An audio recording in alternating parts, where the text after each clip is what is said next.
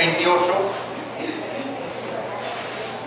Poco a poco seguimos progresando con Romanos capítulo 8.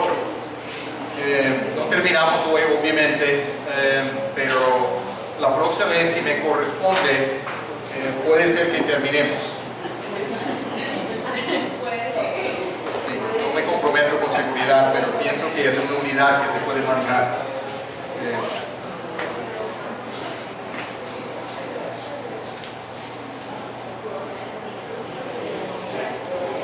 Lo he titulado El plan de Dios.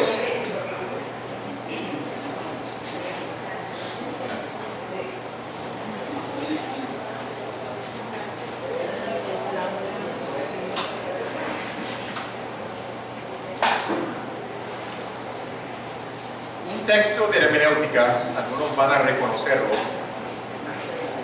da el siguiente desafío mental a los alumnos.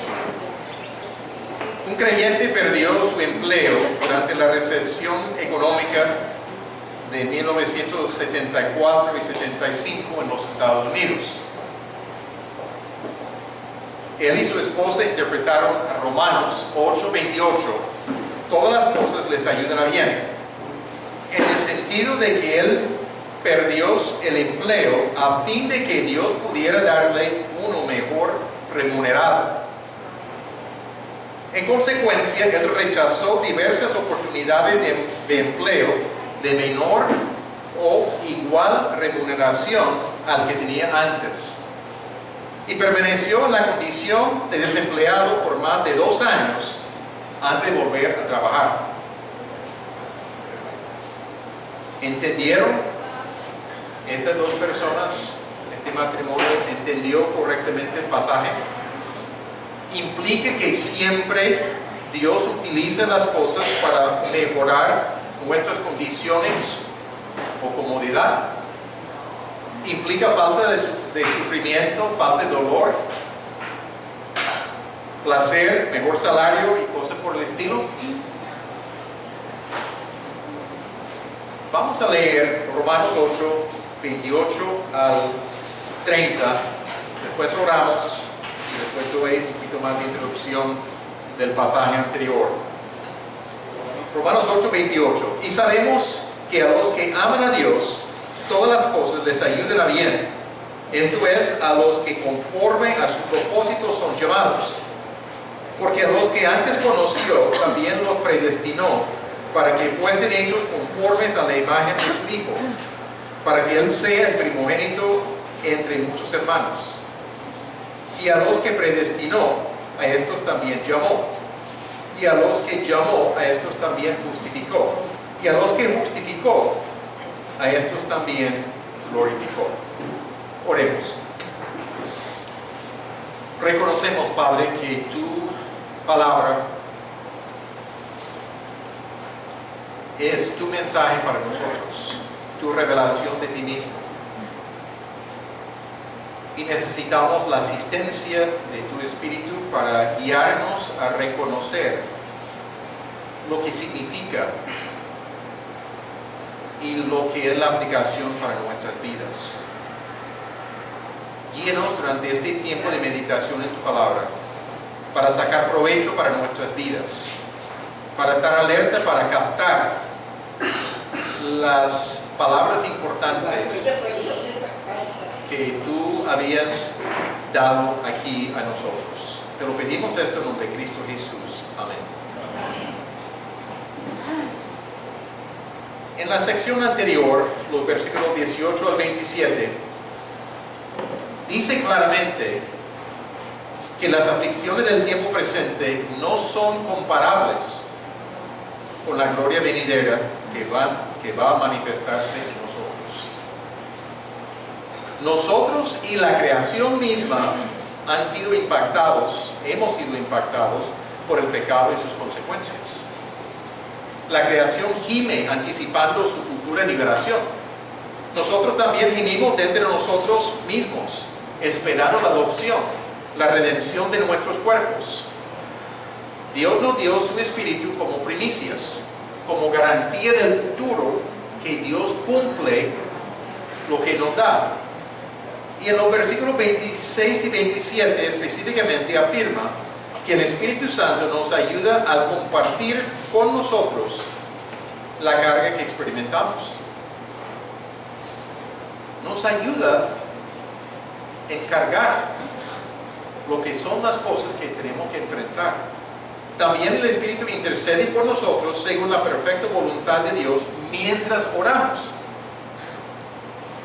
Porque cuando oramos muchas veces por cosas específicas de aflicciones y cosas por el estilo, tenemos incertidumbre de cómo pedir referente a lo que quiere hacer Dios en nuestras vidas como consecuencia de estas cosas. Esto es un resumen rápido de lo que enseñé la vez pasada que estamos en Romanos 8. Este pasaje realmente está vinculado con esto, estrechamente.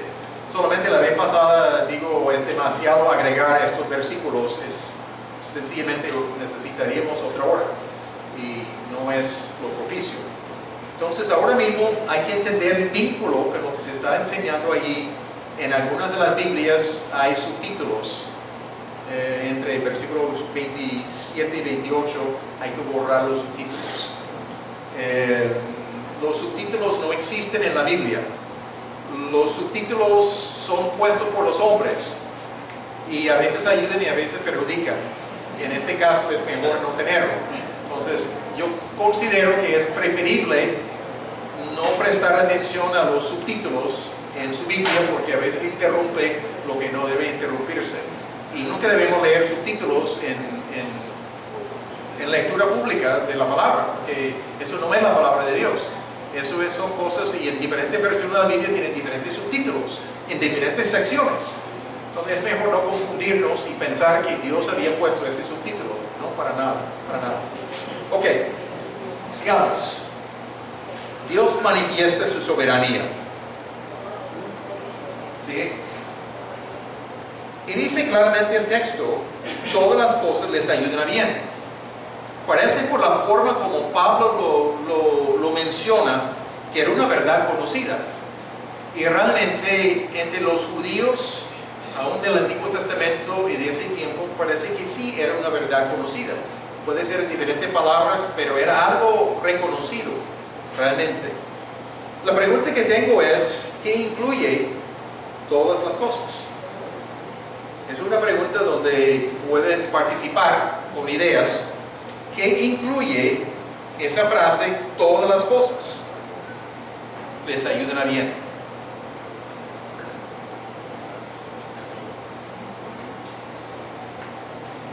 Acaban de cantar por unos 40 minutos, ya tienen la voz afinada, ya todo el mundo puede hablar. Ok, Higinio. Pues cualquier circunstancia que viva el cristiano le parezca adversa o favorable, pues va a ser de beneficio de alguna manera.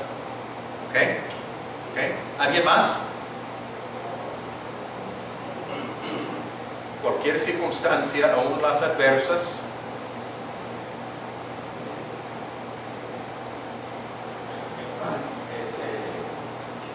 Cualquier circunstancia, cualquier situación, como dice la palabra, siempre hay que, entonces nosotros, en nuestra vida, en nuestro andar, muchas veces se presentan cosas muy terribles para nosotros, especialmente la muerte de un familiar, la muerte de un padre, de un madre, la enfermedad terminal de un familiar. Nosotros en ese momento no estamos entendiendo y le preguntamos a Dios que ¿por qué? De pronto podría ser mejor, ¿para qué? En ese momento no estamos pensando en eso. Y son cosas que nos vienen hasta ayer. Porque yo digo que Dios no permite ningún mal que no tenga un propósito. Casi todo mal que cree uno que son malos son para propósito que vienen para nosotros. Ok. ¿Alguien más tiene un comentario?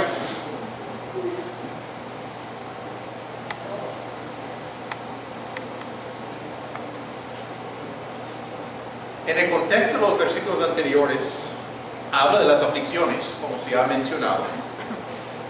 Cosas como sufrimiento, persecución, incluye las circunstancias adversas, como ustedes han comentado, y aún los efectos de pecado de otros contra nosotros, que a veces es más fácil tragar, pero es la realidad que Dios puede usar esto, aunque nunca estaba a favor del pecado de la otra persona. Pero no toda clase de bien. No está hablando de toda clase de bien, en el sentido, no está hablando de mayor confort, de gustos, de conveniencias, de deseos mundanos de los creyentes. No es lo que está hablando en el contexto ahí. Implica que nos ayuden a acercarnos más a Dios y seamos más como Jesucristo en nuestro carácter. Nos ayuda a estimularnos y empujarnos a realmente reconocer nuestra necesidad de Dios y las provisiones de Dios para poder enfrentar estos desafíos. Y todos vivimos muchos desafíos. Lucho dio una lista ahí buena. Un comentarista reconocido, el apellido es Mo, dice: la promesa a nosotros es que no hay nada en este mundo que no tenga la intención de Dios para ayudarnos en nuestro peregrinaje y llevarnos con seguridad al destino glorioso de tal peregrinaje. Estamos en un peregrinaje aquí en la tierra. Esto no es el fin de nuestras vidas aquí en la tierra. Pero Dios es un Dios intencional, un Dios con propósitos. Y realmente desea ayudarnos a alcanzar sus propósitos en nuestras vidas, desde el tiempo de nuestra conversión hasta el momento de estar en su presencia. Hay unas condiciones. ¿Y qué significan estas condiciones? Ustedes pueden observar las condiciones aquí en el versículo 28. ¿Qué son estas condiciones y qué significan estas condiciones? Eso es participativo también. A los que aman a Dios. ¿Ok? ¿Quiénes son las personas que aman a Dios? Aquellos que hacen la voluntad de Dios. ¿Ok? ¿Qué más podríamos decir? ¿Ok? Hay un vínculo ahí, esa es la segunda condición. Los que conforme a sus propósitos son llamados. ¿Quiénes son estas personas que caben en esa categoría? Los creyentes, los de nosotros que hemos puesto nuestra fe en el Señor Jesucristo, genuinamente, que hemos entendido el Evangelio, que hemos comprendido lo que Él quiere hacer en nosotros. Sus provisiones para la vida eterna, para el perdón de nuestros pecados, cabemos ahí. No la persona religiosa, no la persona que solamente asiste, pero no pasa más allá de solamente asistir a un evento religioso, sino una persona que está tomando pasos realmente en su crecimiento espiritual. Creyente verdadero, uno nacido de nuevo, claro que sí. El otro. Estos son los dos que mencionaron.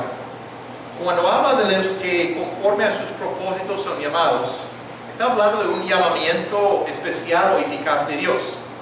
Dios obra efectivamente para llevarnos a sí mismo. Él toma la iniciativa. No es que nosotros tomamos la iniciativa, Él obra en nosotros para llevarnos a sí mismo, para moldearnos a la imagen de Cristo. Dios es intencional en lo que hace. Y hay una referencia al propósito divino para sus hijos en el versículo 29. Porque a los que antes conoció, también los predestinó, para que fuesen hechos conforme a la imagen de su Hijo, para que Él sea el primogénito entre muchos hermanos. Aquí hay una referencia al propósito divino para sus hijos. Hay 4 otros lugares donde habla del propósito de Dios. dan toda la misma claridad en todos los asuntos. El primero es Romanos 9:11. Pues no habían aún nacido, hablando de Jacob y Esaú, ni habían hecho aún ni bien ni mal, para que el propósito de Dios conforme a la elección permaneciese, no por las obras, sino por el que llama. Es evidente ahí, si estos dos hombres no habían nacido todavía, pero Dios les había escogido. Y el caso es que el mayor iba a servir al menor. Interesante, porque es el caso contrario normalmente de lo que era el plan. Está hablando del propósito de Dios conforme a la elección que Él tiene. Él escoge, Él decide, es soberano. Pasamos también a Efesios 1:11. En Él asimismo tuvimos herencia, habiendo sido predestinados conforme al propósito del que hace todas las cosas, según el designio de su voluntad. Notamos el vínculo de la palabra predestinados, conforme al propósito del que hace todas las cosas según el designio de su voluntad. Dios no es un Dios impulsivo, caprichoso. Dios tiene planes, Dios tiene propósitos claros, designios de su voluntad que son claros. Eso es diferente de lo que muchos de nosotros tenemos. Muy diferente. A veces actuamos más bien por impulso. Dios tiene propósitos claros y definidos y sabe para dónde va con las cosas. Efesios 3:11. Conforme al propósito eterno que hizo Dios en Cristo Jesús nuestro Señor. Sus propósitos son eternos y tienen relación directamente con Jesucristo, obviamente. Y uno más, 2 Timoteo 1:9, quien nos salvó y llamó con llamamiento santo, no conforme a nuestras obras, sino según el propósito suyo y la gracia que nos fue dada en Cristo Jesús antes de los tiempos de los siglos. Nos salvó, nos llamó con llamamiento santo, pero no conforme a nuestras obras. No porque Dios vio que íbamos a ser personas buenas, sino según su propósito y la gracia que extendió en forma gratuita para poder tomarnos como sus hijos.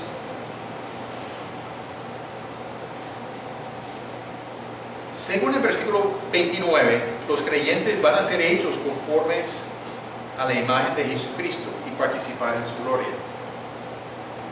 Podemos concluir que el plan de Dios es bueno en gran manera. Dios es soberano y hace sus cosas en forma perfecta. No se equivoca.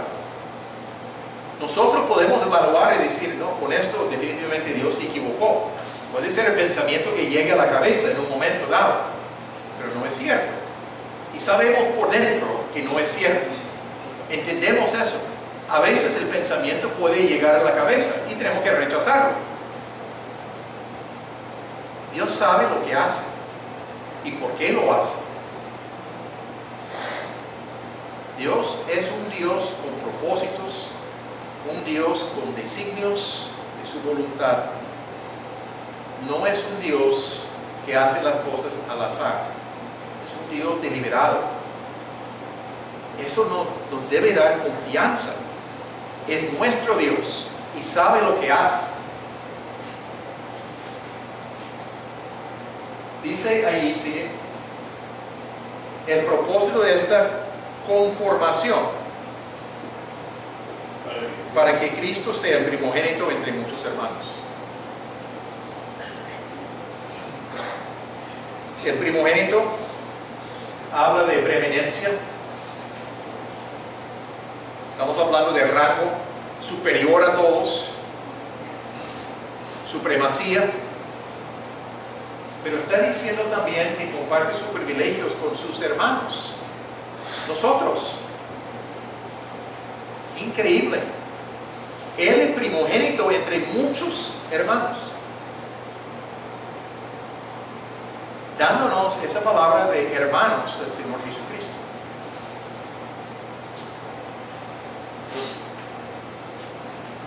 De lo que menciona ahí, para que fuesen hechos conformes a la imagen de su Hijo. Yo pienso de unos 2 años que tuve en el ejército en los Estados Unidos, y de ese tiempo 6 meses en Alemania, como parte de la presencia del ejército de los Estados Unidos en Europa en ese tiempo. Todavía mirando atrás, eran entre los 2 años más difíciles de mi vida, por las complicaciones que existían. ¿Qué me ayudó esos 2 años? El tiempo en Alemania, realmente solo, en cuanto a contacto cristiano. Solamente el capellán, que era creyente verdadero, por pocas semanas, pero fuimos todos sin familias. Yo era soltero, entonces no hubo diferencia ahí, pero nosotros nos unimos para orar. Pero él pidió a su esposa que fuera, y él vivió en el pueblo cerca de la base militar, y nunca lo vi más. 6 meses de aprender lo que significa buscar a Dios, porque necesitaba buscar a Dios. Las condiciones eran complicadas. Unos oficiales mayores que querían ordenar, cuando no tienen derecho de hacerlo, ciertas cosas. Cuando el comandante del batallón no era nada coherente en sus decisiones, cambiaban las cosas, ridiculizaba a los subtenientes. Yo era teniente en ese tiempo, ridiculizaba ante las tropas una cantidad de cosas ilegales que se estaban sucediendo ahí. Aprendí cómo buscar a Dios, aprendí la dependencia de Dios en forma diaria, paciencia, la convicción de que no estaba solo, aunque estaba solo, pero que no estaba solo porque Dios estaba conmigo. Antes de salir, mis últimos días en el ejército, el capitán de la unidad donde estaba me dijo: yo llevo 10 años en el ejército y tú has tenido más experiencias raras, complicadas en 2 años de lo que yo he tenido en 10 años. ¿Qué conclusión podía tener yo? Dios quería ponerme en una olla de presión para formar aspectos de mi carácter. Rapidito. Olla de presión se cocina rápido. Para no durar 10 años aprendiendo algunas lecciones. Aprender rápidamente. El propósito de Dios era realmente formarme, hacerme hecho conforme a la imagen de su Hijo. Obviamente no había llegado después de salir del ejército. Todavía he tenido muchas lecciones que seguir aprendiendo. Dios me había llamado antes de eso. Yo tenía conciencia de eso. Y era preparación para el futuro que Dios tenía para mí. ¿Desagradable? Sí. Pero Dios tenía propósitos.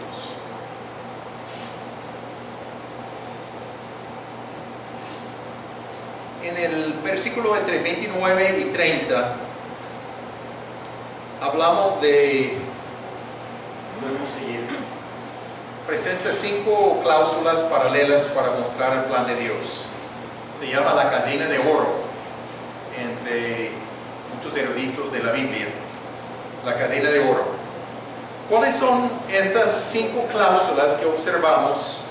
Frases claves entre el versículo 29 y versículo 30. Vamos a ver si podemos ir nombrando esto. Observación del texto. Los conoció. Los que antes conoció, ¿ok? Los predestinó, los llamó, los justificó y los glorificó. Muy interesante. Los que antes conoció. ¿Sigue? ¿Sigue? Algunos piensan que Dios conoció de antemano el que iba a escoger poner su fe en Jesucristo. Piensa que es la base de su predestinación. Dios sabía que en el futuro íbamos a escoger a Jesucristo. No es la interpretación correcta. No es. Pero hay muchos que creen así. Me atrevería a pensar que en Barranquilla fácilmente 90% o más creerían de esa manera. Vamos a mirar algunos indicios del Antiguo Testamento. ¿Sigue? En Jeremías 1:5 sigue. Dios dice, antes que te formase en el vientre, te conocí. Antes de existir, era conocido. Y antes que nacieses, te santifiqué. Lo apartó para el servicio de Dios. Te di por profeta a las naciones. Jeremías, el profeta, lloró. 50 años de ministerio, casi sin ningún convertido. Triste. Decía lo que Dios quería que dijera y nada. Pueblo obstinado. Ese pueblo fue llevado en cautiverio a Babilonia. Pero Dios escogió a Jeremías antes de su concepción. Lo conocía. Tenía propósitos claros en cuanto a él. Amós, sigue. A vosotros solamente he conocido de todas las familias de la tierra. Por tanto, os castigaré por todas vuestras maldades. ¿Captamos lo que Dios está diciendo aquí? Solamente a Israel había conocido de todas las familias de la tierra. El Dios creador, el Dios soberano, obviamente conocía de todos los pueblos de la tierra. Pero está diciendo que había tenido una relación especial con Israel. Conocer a Israel era esta relación especial, está hablando de antemano. Y siendo que son el pueblo de Dios, cuando desobedecen, prometió castigo por sus maldades. Y fueron llevados en cautiverio a Siria, el reino del norte, y a Babilonia, el reino del sur. Está hablando de relación ahí, más allá de solamente conocer acerca de ellos, que conocía a todos los pueblos, tenía una relación especial con ellos. El Nuevo Testamento, ¿sigue? No ha desechado Dios a su pueblo, al cual desde antes conoció. ¿O no sabéis qué dice de Elías la Escritura? Cómo invoca a Dios contra Israel diciendo, Elías comienza a desesperarse, piensa que es el único fiel, y Dios le dice, no, es que hay 7,000 que no han doblado rodilla ante Baal. Tú no eres el único en la tierra, a lo menos hay 7,001. Desesperado. Dios no ha desechado a su pueblo, al cual desde antes conoció. Una relación estrecha con ellos. Y 1 de Pedro 1:2. ¿Sigue? Elegidos según la presencia de Dios Padre en santificación del Espíritu, para obedecer y ser rociados con la sangre de Jesucristo, gracia y paz os sean multiplicadas. Los creyentes fueron elegidos según la presciencia de Dios, los que antes conoció. Estamos hablando del mismo concepto ahí. Presciencia es la palabra aquí, y es un buen término teológico también. Les eligió según la presciencia de Dios Padre. ¿Sigue? No significa conocimiento intelectual de las cosas, sino habla de entrar en una relación con el pueblo o escoger o determinar antes. Conocer significa no saber cosas de nosotros, sino conocernos a nosotros, entrar a una relación con nosotros. Habla de elección por su gracia. Él toma la iniciativa. Él sabe lo que va a hacer. Y no depende de lo que somos, que éramos enemigos de Dios. Éramos enemigos de Dios. No había nada en nosotros amable para merecer el amor de Dios. Nos escogió, nos dio redención y quiere formarnos a la imagen de su Hijo Jesucristo. ¿Sigue? Los predestinó para que fuesen hechos conformes a la imagen de Jesucristo. ¿Sigue?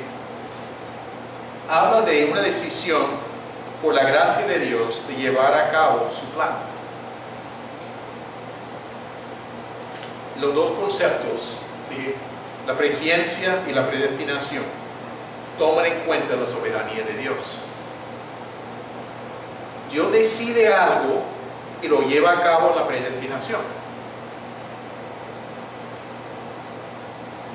Comienza el proceso. Dios tiene propósitos desde el comienzo en las vidas nuestras. ¿Sigue? A estos llamó, la tercera cláusula de esta cadena de oro. ¿Cuáles son las dos clases de llamamiento que encontramos en la palabra de Dios? Las dos clases de llamamiento. Los que estudiaron cursos de doctrina, y son muchos de ustedes,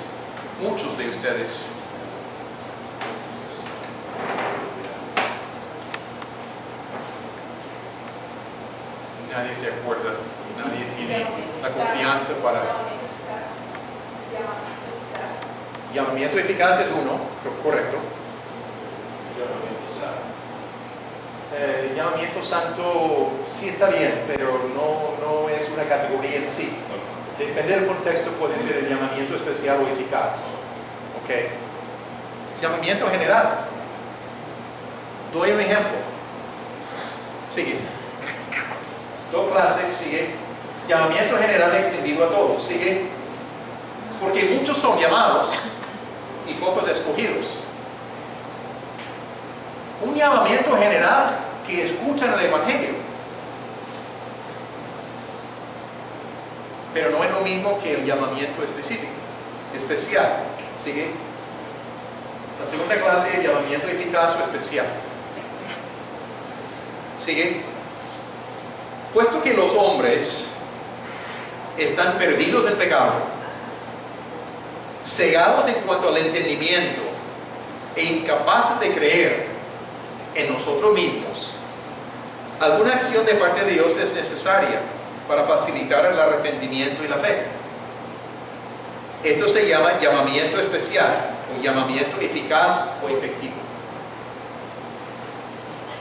Tenemos un problema.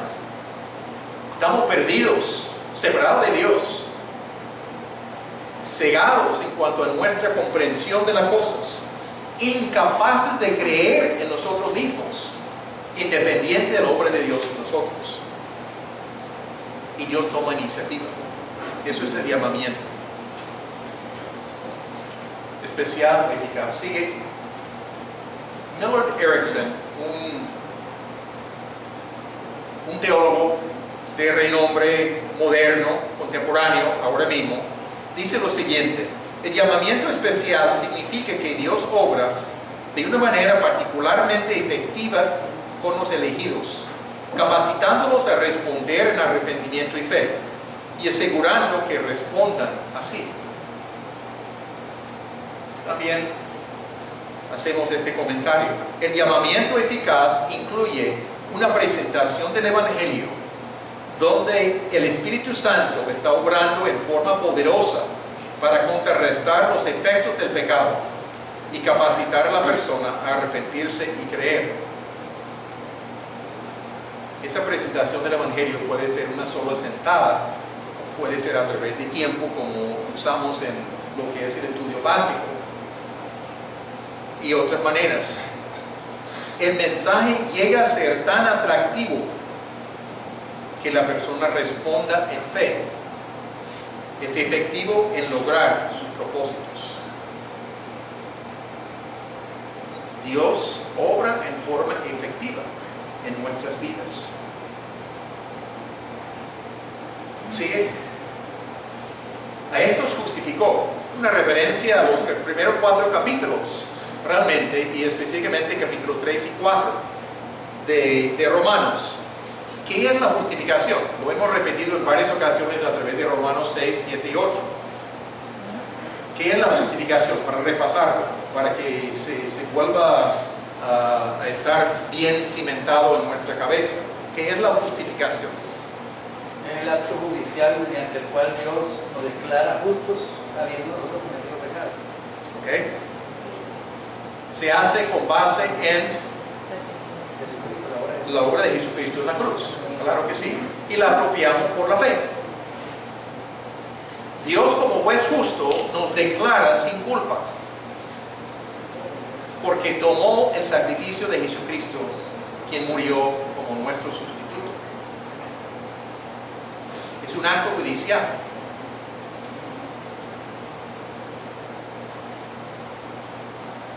¿Listo? Sigue. Dios, como juez supremo, declara sin culpa al hombre con base en la obra sustitutiva de Jesucristo en la cruz. Sigue. Repitiendo lo que hemos dicho, el hombre se apropia de la justificación por la fe, no por sus obras, no por sus obras. El quinto punto ahí, a estos glorificó. Hago una pregunta, ¿por qué el verbo está en el tiempo pasado? Siendo que la glorificación es futuro. ¿Por qué está en el tiempo pasado?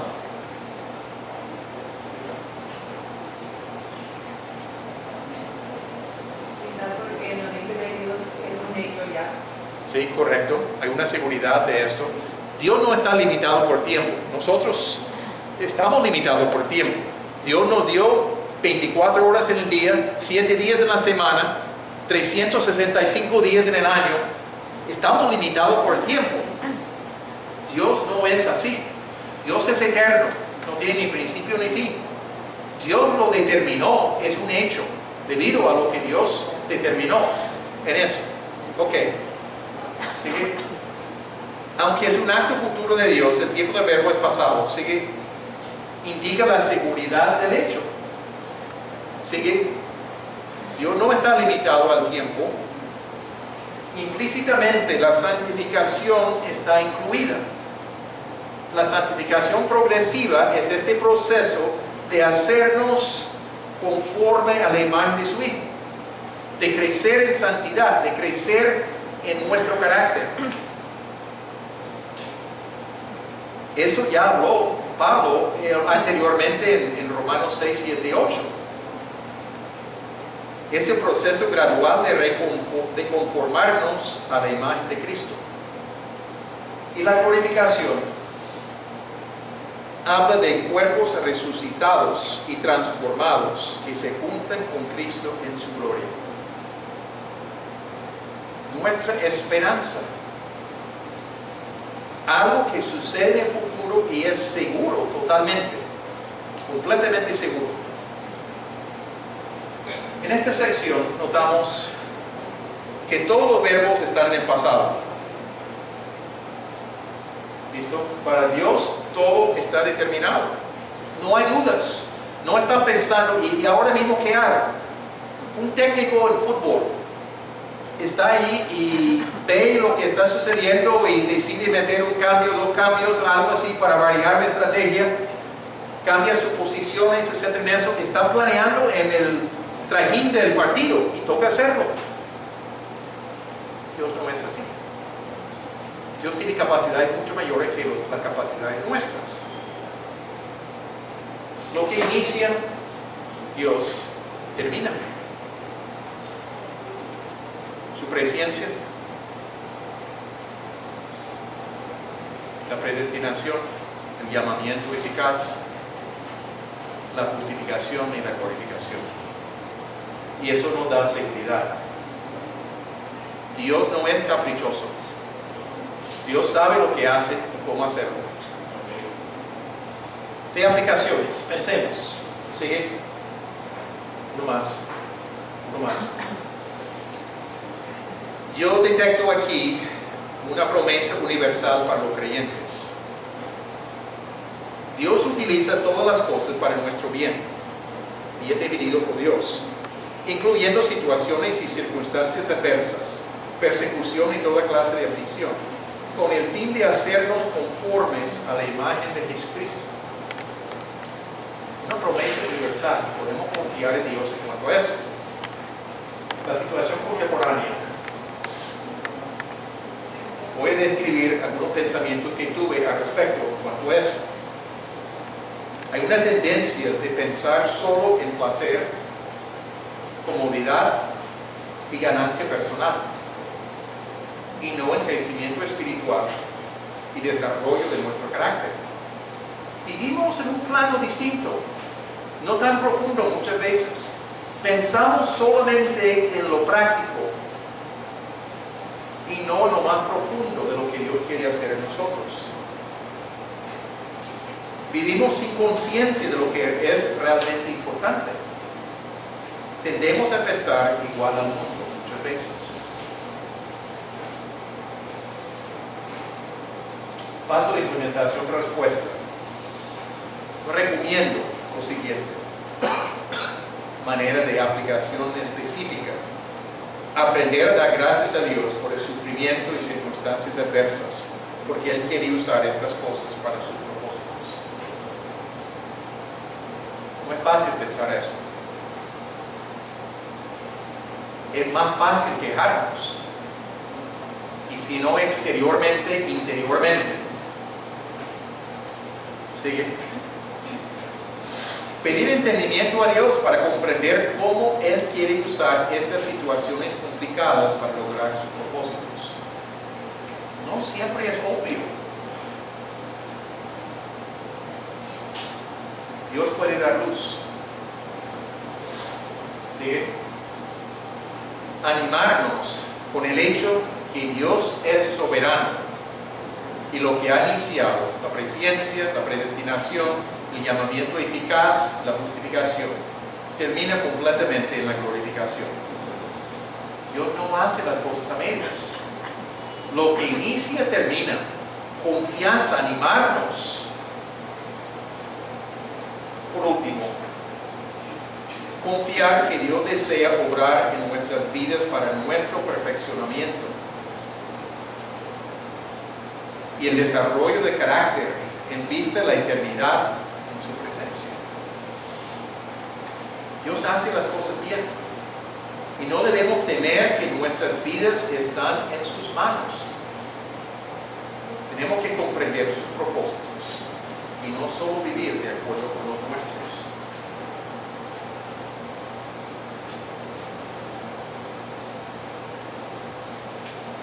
No es complicado conceptualmente entender una respuesta de esa clase,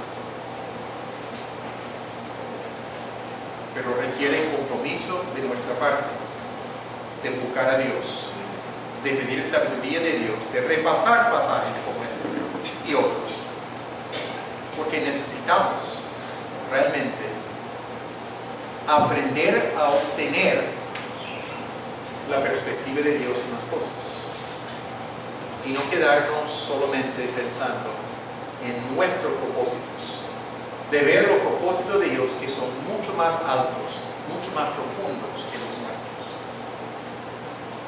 Pero no hay nada en lo que se presenta aquí que debe desanimarnos. Dios está presente con nosotros en todas las cosas y tiene propósitos sanos, buenos, perfectos para nosotros. Y es digno de nuestra alabanza, nuestra confianza, nuestra obediencia.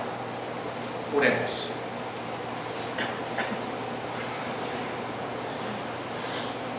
Padre amado, Dios Todopoderoso, Dios Santo, te damos las gracias por tu palabra, por la profundidad de ella, por la realidad de ella y porque tú te has revelado a través de la palabra.